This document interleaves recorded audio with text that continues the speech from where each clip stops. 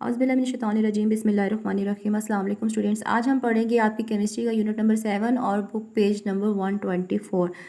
Previous lecture में हमने कुरैयन के बारे में पढ़ा था। आज हम पढ़ेंगे कि हम कौन से ऐसे मेथड्स अडॉप्ट कर सकते हैं जिसकी वजह से हम रस्टिंग कुरैयन से प्रिवेंशन कर सकें। इसके अंदर बेसिकली 4 मेथड्स हैं। फर्स्ट है आपके पास paint, coating with paint. Next है एलॉइंग, फिर है उसके बाद coating with a thin layer of another metal, और फिर फोर्थ वाला है कैथोडिक प्रोटेक्शन। सबसे पहले हम फर्स्ट वाले टॉपिक को देखते हैं। टॉपिक आपने यहाँ से याद करना शुरू करना है। Following methods have been devised to protect metal from the corrosion. Coating with paint, इसमें सबसे पहले है corrosion can be prevented by applying protective coating such as paint और epoxy creating a barrier. Epoxy का मतलब होता है कोई भी ऐसी चीज़ जो जुड़ने वाली हो, चिपकने वाली हो। By creating a barrier between metal surface and its environment. Paint is cheap and can be applied easily. यहाँ तक ये आपको टॉपिक याद करना है। नेक्स्ट है एलॉइंग का मतलब होता है मिक्सिंग ऑफ मेटल्स, एक मेटल का दूसरी मेटल में मिक्स कर देना। The tendency of iron to oxidise का मतलब अगेन हम रिपीट कर रहे हैं लॉस ऑफ इलेक्ट्रॉन। किसी भी मेटल की, या इसमें आयरन की बात कर रहे हैं, आयरन को रिड्यूस करना, ऑक्सीडेशन की एबिलिटी को, can be greatly reduce by alloying it with other metals. For example adding chromium to iron form stainless steel which is highly resistance to corrosion. ये एक एग्जांपल है एलॉइंग की। इसमें iron को जब आप स्टेनलेस स्टील के, जब आप क्रोमियम के साथ मिक्स कर देते हैं तो स्टेनलेस स्टील बन जाता है। इसके बर्तन अक्सर यूज़ होते हैं किचन में। नेक्स्ट है coating with a thin layer of another metal. एक मेटल के ऊपर दूसरी मेटल, इसमें तो हम मिक्सिंग करते हैं ना, एलॉइंग के अंदर भी एक मेटल में दूसरी मेटल हम डाल देते हैं, लेकिन मिक्सिंग होती है, याद रखना आपने, ठीक है ना। By alloying mean mixing of one. Alloy का मतलब खाली मिक्सिंग नहीं है, एलॉय का टोटल मतलब है mixing of one metal to another. अब कोटिंग का मतलब है कि एक मेटल के ऊपर दूसरी मेटल की लेयर लगा देना।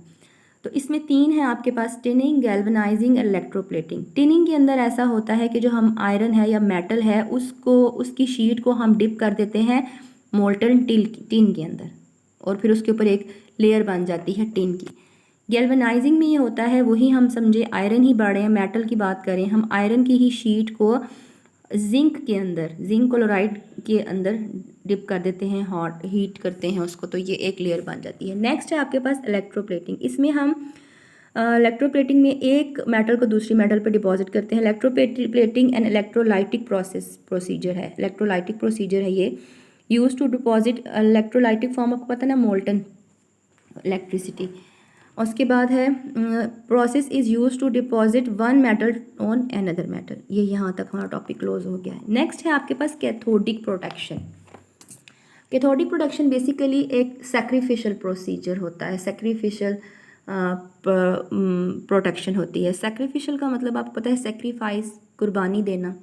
तो इसमें क्या होगा, कौन कुर्बानी देगा, एक और मेटल, जैसे कि आपकी बुक में उन्होंने मैग्नीशियम और एल्यूमिनियम के बारे में बताया हुआ, ये कुर्बानी दे देंगे। अब कुर्बानी कैसे देंगे आपको पता है ना, हमने जब कुरैयन का टॉपिक पढ़ा तो उसमें हमने देखा था जो Fe है वो एनोड के तौर पे काम करता है ना। तभी तो क्या होता है, वहाँ से ऑक्सीडेशन होती है, इलेक्ट्रॉन लूज होते हैं और आयरन की यानी कि Fe की रस्टिंग हो जाती है।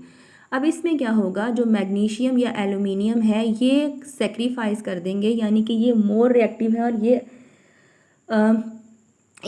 इनका ऊपर एनोड बन जाएगा और ऑक्सीडेशन इनकी होगी, और जिस मेटल को हमने बचाना है ना वो कैथोडिक बन जाएगा, ठीक है।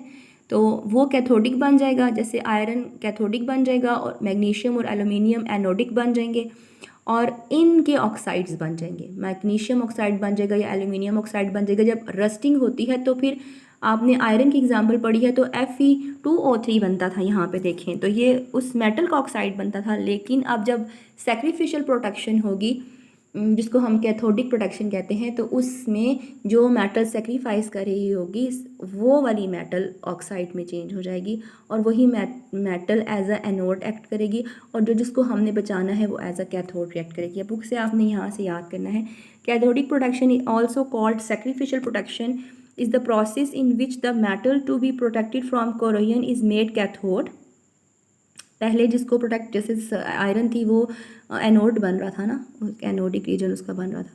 अब यहाँ पे जिसको हमने सेव करना है उसको हमने कैथोड बना देना है।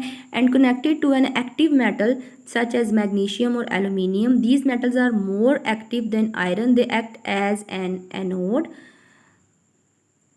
This more active metal oxidises itself and save iron from corrosion। ये जो मोर रिएक्टिव मेटल होती है ये अपने आप को ऑक्सीडाइज कर लेती है और दूसरी मेटल को सेव कर लेती है। समझो कि इसमें भी हम उस मेटल, जो हम सेव करने वाली मेटल है वो आयरन ही के बारे में पढ़ रहे हैं कि उसी को सेव करें, रस्टिंग भी उसी के पढ़ रहे हैं और उसी को सेव कर रहे हैं, ठीक है।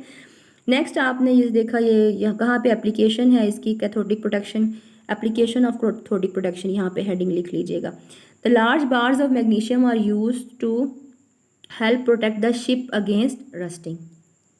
जो आपके पास बहरी जहाज़ होते हैं जो उनको रस्टिंग से, क्योंकि उन्होंने तो हर वक्त रहना है ना पानी में, तो उनको रस्टिंग से बचाने के लिए फिर हम यूज़ करते हैं मैग्नीशियम, बार्स ऑफ मैग्नीशियम। और इसके साथ ही हमारा ये टॉपिक ख़त्म हो गया और इसके साथ ही हमारा ये चैप्टर भी ख़त्म हो गया है। एक दफ़ा ये बस आप देख लें, इस यहाँ से याद कहाँ कहाँ से करना है आपने, ये लगा दिए मैंने मार्क्स। एक दफ़ा इसमें से आप स्क्रीनशॉट ले लें और बना लें। ये फर्स्ट वाला विजिबल हो रहा है, ये सिर्फ इजीली यहाँ तक याद करें। ये एलॉय सारा करना पड़ेगा। एलॉय के साथ mixing of metal, one metal to another metal आप लिख लीजिएगा। और ये टॉपिक ऐसे पहले आपने यहाँ से लेके यहाँ तक और फिर उसके बाद यहाँ से लेके यहाँ तक। इसके साथ ही हमारा टॉपिक ख़त्म होता है, चैप्टर भी ख़त्म होता है। अल्लाह हाफिज़।